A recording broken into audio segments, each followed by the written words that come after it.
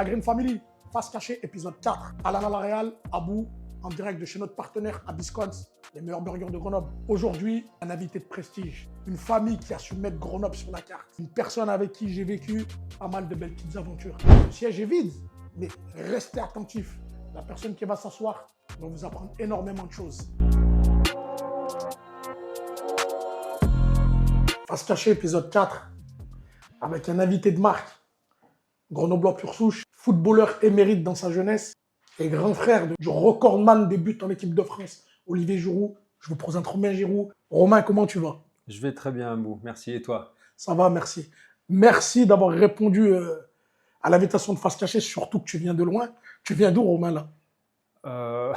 De Los Angeles. Ah ben, voilà. Donc, vous avez vu, on arrive à faire venir même des gens de LA. Ouais, ça fait une trotte. Romain, j'aimerais bien que tu te présentes. Ouais. Donc, Romain Giroud, ancien footballeur, voilà, diététicien nutritionniste aujourd'hui de métier, et puis ami d'Abou. On s'est connus après ma carrière avortée, j'ai envie de dire. On a vécu de belles choses ensemble. Ah, on a vécu de belles choses. Ouais. On a vécu une montée, aujourd'hui c'est N3, mais c'était CFA2 à l'époque. Il faut savoir que Romain, c'est quelqu'un de très modeste. Il dit carrière avortée. Romain a été international dans toutes les équipes jeunes. Il a côtoyé des joueurs, des très grands joueurs. Mais il ne les a pas seulement côtoyés. Romain était leur capitaine en équipe de France. Je tiens à le préciser. Alors, je ne l'ai pas été tout le temps. Pas été tout le temps, mais tu as porté le brassard. Ça tournait, ouais. Pour revenir sur mon parcours, j'ai fait l'école auxerroise. J'ai été stagiaire pro 5 ans. Après, j'ai joué 1 an à Rennes. J'ai fait effectivement toutes les sélections de jeunes entre 15 et 19 ans. Et j'ai eu la chance, étant de 77, de côtoyer des gars comme Thierry Henry, David Trezeguet, Anelka, Sylvestre, Galas et compagnie. Voilà. Et puis, j'ai pas fait carrière. Et puis après, j'ai eu la chance, moi, de revenir dans la région. Et en revenant dans la région, j'ai joué à Échirolles. Et c'est là où on s'est rencontrés. Et on se connaissait d'avant. Ouais, on se connaissait d'avant. On se connaissait d'avant. Et toi, tu étais à l'époque, quand on s'est connus, on était tout petits. Et ça m'est resté. Toi, tu étais, si je ne m'abuse, gardien de but à l'USVO. Exactement. Hein, le virevoltant gardien de but. Véloce. Peu de gens le savent. Voilà, explosif, avec une super détente. Et tu jouais à l'USVO à l'époque. Et je me souviens de nos confrontations, notamment au tournoi d'Alpexpo à l'époque, au mois de janvier, qui n'existe peut-être plus, mais pour nous, c'était une sorte de Coupe du Monde. Et c'est là qu'on s'est connus à l'époque. Et puis après, moi, quand je suis revenu dans la région, j'ai joué à Échirolles, donc tu étais là. Et puis, vous m'avez fait un accueil formidable. Et on a vécu effectivement une saison extraordinaire avec une montée cette première année en National 2. C'était la CFA, non, National 3, c'était la CFA2 à l'époque. Ouais, ça s'appelait comme ça. Ça change tout le temps. Et on a gagné le titre régional avec toi, les copains, Alimatar, tout ça, et puis Pierrot Dupupé. Et c'était une super année. Ouais. Là, Romain, aujourd'hui, tu partages ton temps entre la France et les États-Unis. Oui. Tu es toujours dans la diététique. Oui, toujours. Et dans la nutrition. Oui. Et tu fais du collectif ou du perso? Alors, mon boulot, c'est… je partage effectivement ma vie un peu entre LA et la France, mais on va surtout se focaliser sur mon activité de diététicien nutritionniste du sport. Donc, moi, je fais du suivi en individuel de sportifs de haut niveau, toutes disciplines confondues. Donc, il y a beaucoup de rugby, tennis, football. Et puis, je fais aussi du suivi de collectifs, donc des académies, des clubs. Donc, mon boulot, c'est vraiment d'accompagner le sportif au quotidien dans sa stratégie nutritionnelle. Donc, il faut savoir en plus qu'au niveau de la nutrition, tu as commencé depuis très, très, très longtemps, juste après la fin de ta carrière, c'est ça? Oui, exact. Donc, quand j'ai arrêté le football, moi, j'ai toujours été passionné du corps humain, de son fonctionnement. Je me suis toujours intéressé durant mon cursus footballistique à l'impact de l'alimentation sur la performance. Et donc, quand j'ai arrêté le football, naturellement, je me suis orienté là-dessus. Et l'idée, c'était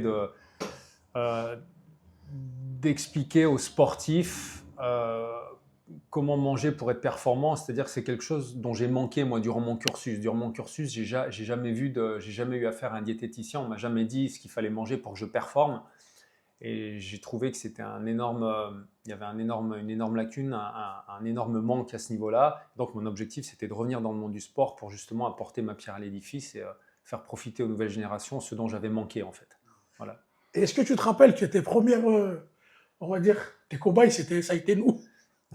Ah oui, je m'en souviens. Putain, alors ça, Tu alors te je m'en rappelles de souviens cette maintenant parce que ça m'était sorti Moi, de la je tête. l'ai jamais oublié, moi. Attends, parce que je crois que pour la petite histoire, j'avais fait mon stage d'études avec Échirol. Ouais, Mais exact, exact. C'est excellent.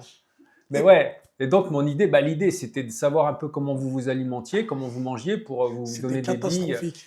Et ouais. C'est là que tu as su que c'était Et là, catastrophique. c'est là que je me suis dit, il y a un créneau à prendre. Il y a En fait, ce qui s'est passé, le coach, il savait qu'après chaque entraînement, on allait manger dans des fast-foods. Tous, un peu tous, t'as vu? Donc, dès qu'il a su que Romain, il allait s'orienter vers ça, il lui a demandé de nous faire des feuildes. Et je me rappellerai toute ma vie, il est rentré dans le vestiaire, à l'entraînement, il avait plein de feuilles. Il m'a donné une feuille, je l'ai regardé, je lui ai dit, Romain, c'est quoi? Il m'a dit, c'est ton suivi au niveau de la nutrition, tout ça. Il dit, je dois manger ça? Tu nous as dit, ben ouais. J'ai dit, Romain, je te respecte. J'ai pris la feuille, je l'ai cachée. J'ai dit, je peux pas manger ça, c'était pas possible. Mais, avec le recul, tu vois, comme j'ai des regrets, moi aussi, de ne pas avoir su gérer ça. Ces choses-là, l'alimentation, la diététique, la musculation, toutes ces choses-là, il n'y avait pas en fait. Ça n'existait pas. Ouais, l'alimentation, là on parle de sport, de foot, mais l'alimentation, ça va bien au-delà. C'est bien manger, c'est important pour la santé, Bien pour sûr. l'hygiène de vie. Donc, quel que soit le sport qu'on pratique, que ce soit le football, la muscu ou autre chose, c'est important de bien manger. Et c'est un problème aujourd'hui de santé publique. Vraiment, il y a encore des lacunes à ce niveau. On n'apprend pas aux enfants à manger à l'école. Ça ne fait pas partie du programme. Et quand bien même le programme, ça ne ferait pas partie du programme, il n'y a pas d'intervenant. On apprend d'autres choses. Bon, c'est avec l'air du temps. Mais oui, il faut apprendre aux jeunes à manger correctement pour leur santé, pour leur développement. Bon, on en est encore loin, ce n'est pas l'objet, mais la nutrition, c'est très important. Tu manges bien, donc tu manges équilibré, rassure-moi. Non, je mange pas équilibré. Ça va pas changer. En fait, Ça va j'essaye, j'ai des changer. phases. T'as Je des fais phases, ça, ouais. ça, j'ai des phases. En plus, comme je vois les burgers à Zag, c'est Alors, dur, Romain. attention, que les choses soient claires. On a le droit de manger tout. Rien n'est interdit en nutrition. C'est-à-dire que même les burgers de Zach sont excellents. On peut les manger et être en excellente santé. Ok. Donc, c'est pas parce que moi, je suis diététicien, par exemple, que je ne mange jamais de pizza, jamais de burger. D'ailleurs, je viendrai tester chez Zach ces bons burgers. Rien, on peut manger de tout, hein, mais après, ça dépend de la fréquence et de la quantité. Moi, on va reparler football et on va parler de ton frère. Oui, parlons de mon frère. On va parler un petit peu, petite interlude, parce qu'après, ça va rebondir automatiquement sur toi. Ton frère Olivier Giroud, avant-centre de l'équipe de France, recordman aujourd'hui, meilleur buteur de l'équipe de France. Je crois qu'il est aussi joueur qui a porté le plus le numéro 9 en équipe de France. Quel regard tu as sur la carrière de ton petit frère? Admiratif. Admiratif, fier, mais surtout admiratif et content pour lui parce que je sais combien c'est difficile de faire carrière et je sais aussi le chemin parcouru, ça n'a pas toujours été facile pour lui. Et moi, j'ai été avec lui aussi en l'accompagnant. Donc, quand je vois aujourd'hui que ce qu'il a fait, je suis tout simplement content et heureux pour lui. Voilà. Moi, je sais que, tu as vu, je ne sais pas si tu t'en souviens, avant les matchs, avant nos matchs, on allait au Clos d'Or le voir jouer. On montait sur le toit. C'est vrai, le Clos d'Or, oui, il joue au Clos d'Or. Il jouait au Clos d'Or parce que plein de fois, tu ouais. m'as dit, et tu vois, je vais rebondir sur ça, ton frère, il m'a jamais oublié, et ça m'a touché en fait. On allait souvent le voir jouer au Clos d'Or. On ne peut pas t'oublier. Mais c'est gentil, Romain. On allait souvent le voir jouer au Clos d'Or. Un jour, on est monté sur le toit, il s'est chauffé. Et quand il nous a vus, il était, ces jeux, ils se sont éliminés, tu vois. Il était super content. Il est rentré, il avait fait une rentrée de malade, il avait marqué comme d'hab, il marquait tout le temps. Et il venait souvent, son frère, il venait souvent nous voir jouer. Un jour, je vais à Clairefontaine, il y a une dizaine d'années. Hein. Ah oui, il m'a raconté. Il t'a raconté. Il y a une dizaine d'années, je vais à Clairefontaine. Putain. Regarde ce truc de fou. Hein. J'amène des jeunes de Grenoble voir un match de l'équipe de France et ils devaient rentrer aussi sur le stade, tenir la main des joueurs. C'était France-Pays-Bas, j'oublierai jamais. Ils devaient déployer une banderole Nike, tout ça et tout. Donc j'amène des jeunes, je jouais à Ebens, c'était du club des mains. Et le club avait demandé si on pouvait faire signer un maillot de l'équipe de France. Donc on va à Clairefontaine à l'entraînement, on arrive, impossible à passer devant où il y a les joueurs. En fait, ils avaient fait passer, il y avait les personnes en PMR, il y avait des plus petits, donc c'était eux qui passaient devant. Moi, au culot, je suis tout au fond avec ma grosse voix. Je crie Olivier, on est de Grenoble. Il entend ça, il bug, il cherche. Et moi, je suis au milieu de tout le monde. Il me regarde, il me dit, je te connais. Il me dit, je te connais. Et je lui dis, il me dit Abou Diagne. Il me dit, c'est toi, tu jouais avec mon frère. Et tu sais ce qu'il me dit? Il me dit, il se tourne, il dit, lui, il jouait avec mon frère, il avait une paire de vapeur, il mettait que des passements de jambes et il était trop fort. Ah, j'ai bugué. Il y avait les journalistes de l'équipe, il y avait la télé, il y avait tout. Tout le monde se retourne. Il dit, faites-les passer, s'il vous plaît. Donc, ils nous font passer. Il me dit, ça va, comment tu vas? Ça fait plaisir de te voir. Qu'est-ce que vous voulez? Je dis, ben, on aimerait bien faire des photos avec les joueurs. Il nous a fait faire des photos. Ribéry, Mamadou Sakho, Raphaël Varane, avec tout le monde. Et il dit, j'ai un maillot, j'aimerais bien le faire signer, si tu peux le signer. Il a pris le maillot, il est parti, il l'a fait signer par toute l'équipe. Tu vas dans le siège des bains, il y a toute l'équipe de France. Et il m'a dit après, il m'a dit, bah écoute, on essaye de se voir, on n'a pas pu, c'était compliqué. Il m'a dit, mais ça me fait vraiment plaisir que tu sois venu, machin, tout ça. Et tu vois, c'est l'humilité de la famille Giroud. C'est pour ça que les gens, moi en fait, ils n'ont jamais compris l'affection que j'avais pour Olivier Giroud. Parce qu'au-delà du joueur, moi, c'est l'homme. Et la famille Giroud, ils sont comme ça, en fait. Toi, aujourd'hui, Romain, au niveau de ta carrière personnelle, est-ce que tu penses que tu as loupé des choses? Et aujourd'hui, si tu me poses la question pourquoi j'ai pas fait carrière, je suis même pas certain d'avoir la bonne réponse. J'ai pas... Mais c'est pas ça qui est le plus important. Il y a des qualités, oui, il y avait. Après, je pense que chacun a son destin, chacun a son chemin. Moi, j'ai pas de regrets par rapport à ce que j'ai fait parce que tout ce qui fait ma vie de zéro à aujourd'hui me permet d'être ici aujourd'hui avec toi. Et ça, c'est juste génial. Donc, j'ai aucun regret dans la vie. Tu vois, si c'est à refaire, je le referai. Après, oui, j'aurais pu faire carrière. J'ai pas fait carrière pour diverses raisons, mais j'aime à penser, moi, je suis croyant, et j'aime à penser que Dieu avait un destin différent pour moi, qui était non pas dans le football, ça aurait pu, mais c'était pas là mon chemin, c'était ailleurs. Après, j'ai vécu de superbes choses, mais je suis assez philosophe par rapport à ça, je prends du recul. J'ai pas, il y a eu une incompréhension quand j'ai pas percé, mais après, j'ai fait ma vie différemment et ma vie est juste formidable. Et regarde, on est ici aujourd'hui, on en parle et c'est ça qui est génial. Et aujourd'hui, moi, j'aimerais bien que dans le foot français, on se tourne plus vers des anciens comme ça, en fait. Parce que malheureusement, tu as beaucoup de jeunes qui, après leur centre de formation, je ne vais pas dire ils échouent parce que ce n'est pas un échec, mais qui, après leur centre de formation, ont un problème d'orientation. Que tu perces ou que tu ne perces pas, il faut... tu sais, moi, comme je dis toujours, être sportif de haut niveau, que ce soit dans le football ou ailleurs, c'est avant tout un câblage, une aptitude, une capacité. Il faut faire preuve de maturité, faut être... c'est pas évident, ouais. Mais bon, chacun a son chemin. Moi, je sais que ça a beaucoup... En fait, ton histoire a beaucoup aidé ton frère. Déjà, toi, tu as pu bien le gérer, bien t'en occuper, Ouais. parce qu'il est passé par des phases hyper difficiles. Bah oui. Quand il était à Grenoble, ça a été catastrophique même. Oui, c'est pour ça, une carrière, ça se gère, ça se manage. C'est pas à la va comme je te pousse au fil de l'eau. Il faut... Olive, ouais, il a eu des moments difficiles. Bah, l'histoire de la famille Giroud et des deux frères, c'est que moi, j'ai essuyé un peu les plâtres à travers mon cursus. J'ai appris des choses, je me suis cassé les dents. Et comme mon petit frère est arrivé derrière, bah, je me suis dit, bah, je vais le prendre sous mon aile et je vais lui faciliter la tâche, lui faire un petit peu le chemin, si je puis dire. Donc, ça a commencé à Grenoble, où effectivement, il n'était pas désiré.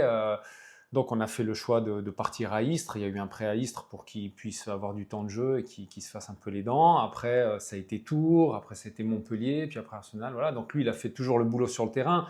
Mais moi, mon but, c'était de créer un environnement propice à son épanouissement en tant que footballeur. Et à Grenoble, ce n'était pas un environnement propice. Donc, c'est pour ça que j'ai décidé de le faire partir ailleurs. Je dis j'ai décidé sans prétention aucune, mais à l'époque, c'est moi qui étais aux manettes. Si, mais je me rappelle, c'est toi. Et encore heureux d'ailleurs. Ouais, et après, j'ai passé la main. Bon, j'ai validé. Ils ont montré patte blanche, hein, les agents qui sont venus après. Donc, il a toujours été très bien accompagné. Mais ouais, j'ai veillé au grain, comme on dit, bien sûr. On va dire que heureusement, tu t'as veillé au grain. Parce que moi, l'épisode Grenoble, je me rappelle, hein, à cette époque-là, j'étais très proche de Sofiane Feghouli. Ouais. Et Sofiane Feghouli, il m'expliquait. Il me disait, Abou, je lui disais, c'est qui le meilleur attaquant dans l'équipe? Il me dit, c'est Olivier Giroud. Il me disait, Abou, tu ne le bouges pas. Il me disait, c'est simple. Et il me l'a dit texto. Il me dit, les anciens sont jaloux. Ils lui font la misère parce qu'ils ont peur, il est meilleur qu'eux, ils voient le gamin, il va leur passer devant, et t'as le coach qui suit un peu les anciens, et il me dit, il n'est pas désiré, il me dit, mais il me disait, hein, ils font une erreur de fou avec lui. C'est l'attaquant moderne, c'est le futur. Après, ce qu'on peut retenir de cette expérience grenobloise, c'est qu'il ne faut jamais se fier à l'avis et à l'analyse subjective d'un individu. C'est-à-dire qu'un entraîneur, il a toujours son avis, mais il n'a pas la science infuse. C'est subjectif. C'est pas parce qu'un entraîneur va te dire tu n'as pas les qualités que tu n'as pas les qualités. Ok, c'est l'avis de l'entraîneur, mais c'est pas pour ça que tu n'as pas les qualités. Donc moi, c'est ce que j'ai appris, c'est que les gens sont des humains, peuvent se tromper, aussi les entraîneurs. C'est pour ça que Olivier est allé après faire sa carrière ailleurs. Mais moi, je trouve que même l'histoire grenobloise dans le parcours d'Olivier, elle est géniale parce qu'elle lui a permis d'être en semi-échec, j'ai envie de dire, à Grenoble. Ça lui a permis de lui donner l'envie de réussir ailleurs et de construire sa carrière. Et c'est ça qui est génial. C'est-à-dire que des fois, il faut savoir rebondir, changer de direction, tout ça. Voilà. Donc, tu vois, hein, cette histoire-là prouve que, mais même toi, quand tu es revenu, tu as dû passer par la cage GF. Ouais, après, nul n'est prophète en son pays. Hein, Ouais, mais c'est justement, et ça, je m'en rappelle, qu'avant de revenir avec nous, tu es passé par la cage GF et qu'ils t'ont trouvé un truc, oui, mais comme tu étais stagiaire pro, on ne peut pas te faire jouer en équipe première. Ouais. Il t'avait trouvé il y avait eu tout un micmac. Oui, je pense que c'était pas le temps, c'était pas un contexte propice pour moi. Et puis, et puis voilà, après, excuse-moi, je reprends un adage, une expression, quand tu veux tuer ton chien, tu dis qu'il a la rage. Donc, ils ont trouvé mille et une excuses. Je m'en rappelle. Mais parce que c'était pas ma place d'être au GF38. Et puis après, du coup, je suis arrivé à Échirol et c'était juste génial. Et j'ai pu moi aussi partir sur une autre orientation dans ma vie, c'était top. Mais tu vois, moi, l'expérience du football, moi, j'ai vécu des années formidables dans le football quand j'étais jeune et ça m'a énormément servi. Et ça a été des années formidables et si c'était à refaire, je le referais. Et je suis toujours en contact avec des mecs avec qui j'étais au centre de formation à l'époque. Et comme nous, on a une connexion, j'ai envie de dire, grâce au football quelque part, qui ne cessera jamais. J'ai aussi une connexion avec les mecs avec qui j'ai été au centre de formation. Le monde est beaucoup plus vaste, le football a changé, c'est beaucoup du trading. Aujourd'hui, à Grenoble, tu n'as aucun Grenoblois qui joue. Donc, et puis, si tu veux partir sur ce à quoi tu fais référence, il faut partir sur une politique de formation. Avec qui dit formation, dit quelle est la stratégie. Est-ce que tu t'appuies au départ sur le vivier grenoblois et dans quel pourcentage? C'est des stratégies de club. Moi, je suis loin de tout ça. Je regarde même plus le foot à la télé. Je suis comme toi. Donc, après, ouais, j'ai cette douce utopie de croire qu'on pourrait avoir un club avec beaucoup de Grenoblois. Mais bon, ça, je pense que c'est plus dans l'air du temps. Mais il faut, tu vois, pour rebondir sur ce que je disais tout à l'heure par rapport au parcours d'Olivier, il faut toujours croire. On parlait des jeunes, il faut toujours... si tu as la volonté et si tu crois dans tes rêves et si tu mets tous les moyens en place pour atteindre tes objectifs, il faut toujours avancer, toujours y croire. Et jamais laisser quelqu'un te dire non, t'es pas assez bon, tu feras pas carrière, ceci, cela. Ok, toi tu me dis que je suis pas assez bon, ok, reste avec ton opinion et moi je vais aller ailleurs et je vais faire valoir mes qualités ailleurs. Et en fait, c'est ça. Et c'est un peu l'histoire de la vie, c'est que c'est pas parce que tu as un échec ou que ça bute à un moment donné qu'il faut se décourager. Il faut toujours y croire, en fait. Tu vois, c'est le titre du livre d'Olivier, toujours y croire. Toujours y croire, exactement. Toujours y croire, il faut toujours y croire et se battre et jamais rien lâcher. Et c'est ça, être un sportif de haut niveau, tu vois. Alan, t'as vu quand je te dis que j'allais te ramener quelqu'un qui allait être inspirant? Tu comprends maintenant pourquoi je tenais à vraiment ce qu'il vienne? Parce que Romain, Olivier, quand tu lui demandes c'est qui son modèle, il ne va pas chercher médiateur, il va dire c'est mon grand frère Romain. Et quand il parle de son frère, il a des étoiles dans les yeux. Et là, je pense que les gens comprennent pourquoi Olivier Giroud a une aussi belle longévité, on va dire, parce que c'est une belle longévité. Moi, son histoire, je l'aime trop. Tu sais, à un moment, quand il y avait des débats sur lui, les gens ne comprenaient pas. Moi, j'étais pro Olivier Giroud à fond. Ben, vous le connaissez pas. Je m'énervais, tu vois, je pétais les plombs. Je pétais les plombs. Je dis, mais vous connaissez. Je dis, vous savez rien, vous savez pas d'où il revient et vous ne connaissez pas l'homme. Moi, je connais l'homme, je sais d'où il revient. Je l'ai vu gamin, en fait. Je l'ai vu gamin jusqu'à arriver à ce qu'il soit champion du monde. Et moi, je sais que la première chose à laquelle il a pensé quand il était champion du monde, c'est à sa famille. Parce qu'ils sont très, très, très, très famille. Lui, sa famille, c'est son socle. Il l'a toujours dit. Et Romain, il est pareil. Ils sont très famille. Et aujourd'hui, je comprends mieux maintenant, quand j'entends les paroles de Romain, malgré que je sais comment il gamberge, Je comprends pourquoi il a une longévité exceptionnelle comme ça et pourquoi dans chaque club où il est passé, il a marqué dans tous les clubs où il est passé. Il a marqué des buts, fait des passes D et aussi, il a marqué aussi par son sérieux, son implication. Il n'a jamais fait de vague. Et ça, c'est très rare dans une carrière. Et c'est très rare. Et moi, je suis fier parce que c'est une réussite Grenoble. C'est un enfant de Grenoble. Tu vois? C'est une réussite grenobloise. Partie de Froges, imagine. Tu pars de Froges, tu commences le foot à Froges et tu finis champion du monde. Ouais. Après, ouais, c'est vrai que c'est un exemple en modèle. Il faut que les jeunes générations puissent s'inspirer de son parcours. Mais au-delà, comme tu l'as dit, au-delà du footballeur, c'est surtout les qualités humaines. Enfin, un sportif de haut niveau, un grand footballeur, enfin, au sens large du terme, c'est avant tout un homme avant d'être un footballeur. Et Olive, c'est au-delà du footballeur, c'est vrai ce que les gens apprécient chez lui, c'est l'homme qu'il est et les valeurs qu'il véhicule. Et tout ça a fait que c'est un grand footballeur. Après, il a du talent, il a su répondre présent au bon moment aussi. Après, je suis admiratif de ça. Tu me parlais de mon frère tout à l'heure, si j'étais quel regard je portais sur sa carrière. Je suis très admiratif. Enfin, il a su, il a fait le boulot, quoi. Et ça, à un moment donné, il faut faire le boulot. Romain, aujourd'hui, par exemple, qu'est-ce que ça fait d'être le frère d'eux? Parce qu'on sait que parfois, être le frère d'eux, ça fait un peu pièce rapportée sur certaines personnes. Toi, comment tu vois la chose en étant le grand frère d'un champion du monde et du numéro 9 de l'équipe de France? Ouais, donc tu fais référence un petit peu au fait peut-être de n'exister qu'à travers le fait d'être le frère de. Voilà. Ouais, j'ai jamais eu de problème avec ça parce que. Moi, personnellement, je le sais. Il Non, fallait que je te pose la question. Ouais, non, mais c'est juste génial d'avoir un frère comme ça parce que les gens, tout le temps, même pas 9 fois sur 10, c'est tout le temps, viennent me voir, me parlent de mon frère en bien, donc c'est toujours gratifiant, tout ça, je suis content. Après, non, moi je me suis fait mon chemin dans ma profession en tant que Romain Giroud, on a le même nom, mais je me suis fait mon prénom et je l'avais avant. Après, je suis frère aîné, donc c'est pas si difficile que ça, quoi. J'existe pas qu'à travers le fait d'être le frère d'eux. C'est lui qui est mon frère parce que c'est moi l'aîné déjà. Que les choses soient claires. Olivier, attention. n'oublie pas, t'es le petit frère. Non, j'ai jamais eu de problème avec ça. Mais c'est une très bonne question parce que y a des gens qui m'ont demandé aussi, mais qu'est-ce que ça fait? T'es pas jaloux, tout ça? Comme toi, t'as joué au foot, t'as pas fait carrière, tout ça. Mais c'est une question qui peut être légitime. Mais je dis non, pourquoi jaloux? Moi, c'est mon frère. Le fait qu'il réussisse, c'est juste génial. Je suis super content. C'est tout le mal que je lui souhaitais, si je puis dire. Mais c'est pas un problème. C'est un problème de riche, j'ai envie de dire. Je peux pas me plaindre d'avoir un frère qui est connu, qui est une star, qui est aimé, qui est apprécié. Après, on va pas se mentir, et je vais jouer aussi carte sur table, pas de langue de bois. Il y a des gens qui viennent me voir parce que je suis le frère d'eux, mais je sais très bien les reconnaître. Je suis toujours très courtois parce que là aussi, en tant que frère d'eux, ben, tu peux pas envoyer chier les gens en disant voilà, tu es obligé d'être toujours très poli et de toute façon, c'est dans ma nature, mais tu sais très bien qui t'as affaire. Il y a des gens qui viennent par intérêt et d'autres qui viennent pour moi. Regarde, Abou, je sais très bien que c'est moi qui l'apprécie et je suis le frère, et pourtant je suis le frère d'Olivier. Bien qu'il aime aussi Olivier, qu'il l'apprécie, mais c'est ça qui est important aussi, je crois, dans les relations humaines auxquelles tu fais référence, tu vois, la personnalité d'Olivier, notre relation, tout ça. Moi, ce que j'aime chez toi, Abou, c'est ta personnalité et ce que tu es.